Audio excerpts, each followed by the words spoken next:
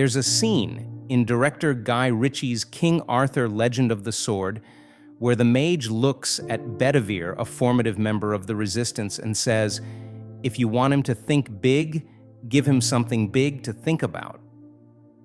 In a bid to convince Arthur that he is the rightful king, she sends him into the darkness, a morbid forest that exists in his own mind. It is there where he is challenged to confront his own demons so he can finally break free from his old self and allow room for his new identity. What happens next is up to you to discover, but what I'm interested in discussing right now is the depth and wisdom that lies within these words. If you want to think big, give yourself something big to think about. That line struck me because it made me realize something in light of the looming wave of demotivation that the vast majority of the human population is facing right now. It's not the ocean of uncertainty for what's ahead that's yanking at your will. It's the lack of a visible mountain to ascend that's creating this deficit.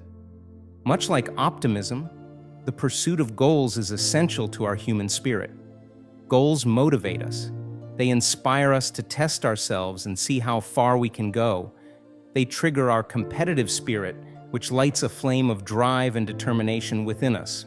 In fact, Edward Locke and Gary Latham, leaders in goal-setting theory, demonstrated through their research that pushing ourselves to do something we're not 100% certain we can achieve is the most reliable way to motivate ourselves. That's because tackling challenging goals implores you to work harder, further develop, and reap the rewards of self-actualization.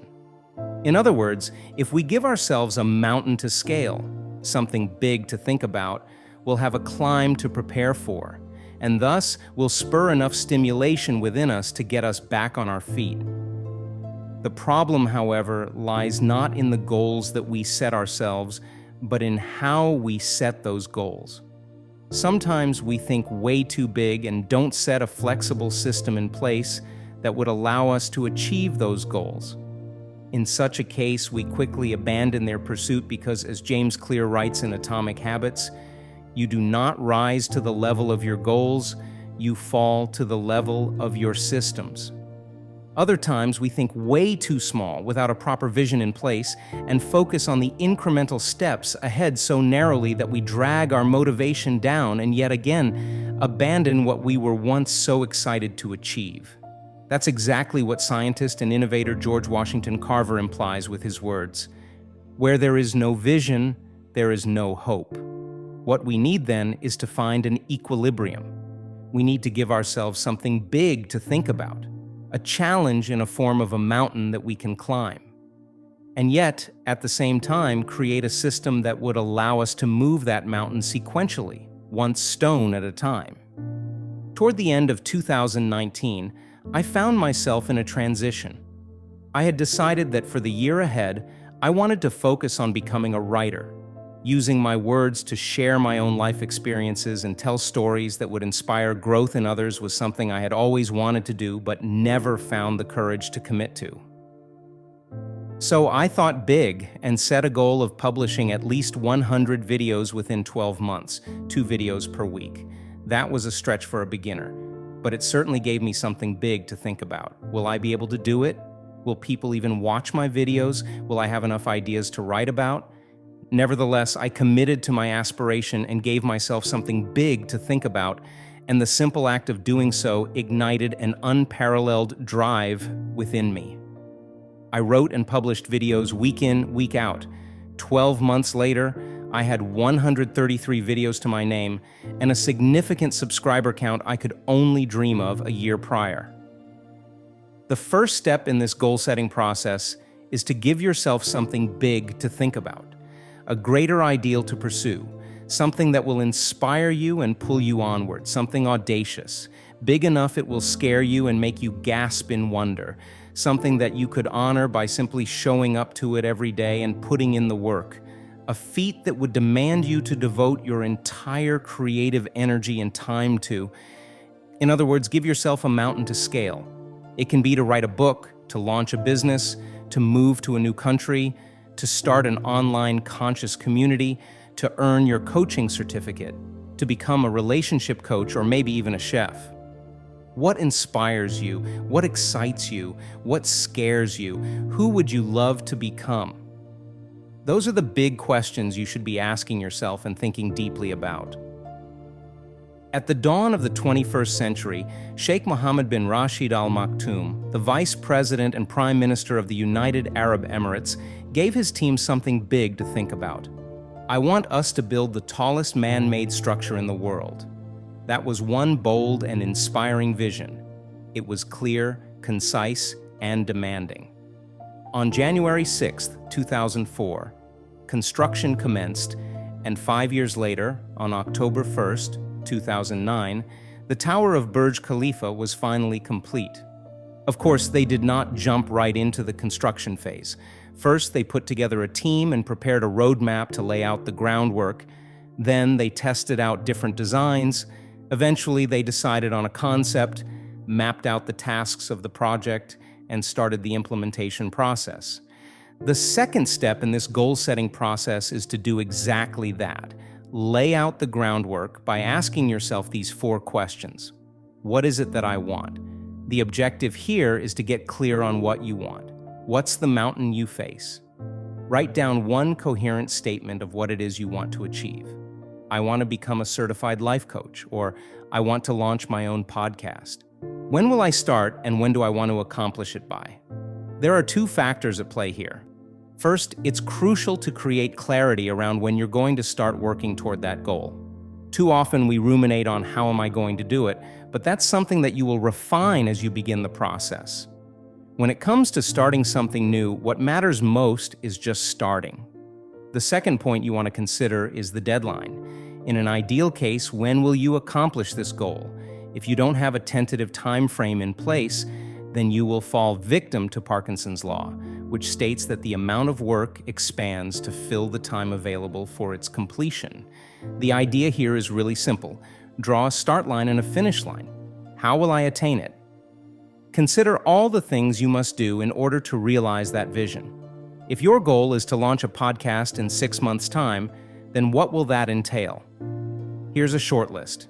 Listening to loads of podcasts to absorb storytelling techniques, reading up about the different platforms you can use, laying out a content calendar, scoping out potential people to interview, etc. How will you go about completing these tasks? What will your process or system look like? You can use the GAP Goals framework. As the engineer and author Edwards Deming wrote, "If you can't describe what you are doing as a process, you don't know what you're doing. Why does it matter to me?" The question here is not, why do I want this? If that were the case, you would say, because it matters to me, but that's just an easy escape. The question is, why does this matter to me? Because that big goal of yours will demand a new version of you to show up. It will be a challenge that will stretch you. You will experience lots of resistance, fear, and self-doubt, and there will be days where you just don't want to show up and do the work. So why does this really matter to you? Write it down and remind yourself of it anytime your commitment wavers. These 3 points, the what, the when, and the how, are what I call the tension points of the process. Much like the steel pillars that hold up a monument, if one of them falters and breaks, the entire structure is at risk of collapsing. If you're not clear on what it is you want, then you will be lost in its pursuit. If there's no transparency on the time frame, you won't have a sense of urgency. And if you lack insight on the process and what it will look like, then you most certainly should spend more time thinking about whether or not this goal truly matters to you. Ask yourself this one question: what's the one thing I would love to do right now? A simple but profound question. Too often, we ask ourselves, what would I need to do next to make this happen? That's a good question to ask, but it's not inspiring, is it? And that's precisely why it doesn't compel you into action. Look, we all have things we need to do and things we want to do, but does the mere thought of having to do them excite us? Of course it doesn't. We simply do them out of obligation and accountability. So what if we were to ask ourselves the question of, what's the one thing I would love to do right now against that big goal that matters so much to us? Wouldn't that put the ball in our court? Wouldn't that excite us and motivate us to not only get started, but to also keep going? Let's break it down. What's the one thing? This line reminds you that you can do many things at once, but you can only do them well, one thing at a time. It also pushes you to work slowly in small increments, one stone at a time. When working from a place of love, you become more spirited.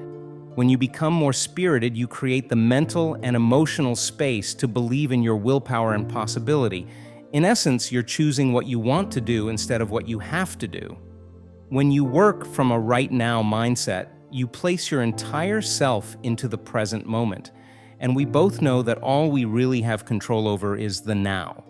Many years ago, Confucius wrote these words: "The man who moves a mountain begins by carrying away small stones." It does not matter how slowly you go so long as you do not stop. Give yourself something big to think about, a mountain to scale. Lay out the groundwork for the climb, and then choose one thing you would love to tackle right now. Repeat that final step every single day onward. But remember this one underlying truth: consistency is the key to sustainable, long-lasting change. So don't try and move mountains. Instead, simply carry small stones, one stone at a time. Don't be the hare, be the tortoise, because slow and steady wins the race. As per a recent tweet by modern habit-building expert James Clear, when making plans, think big. When making progress, think small.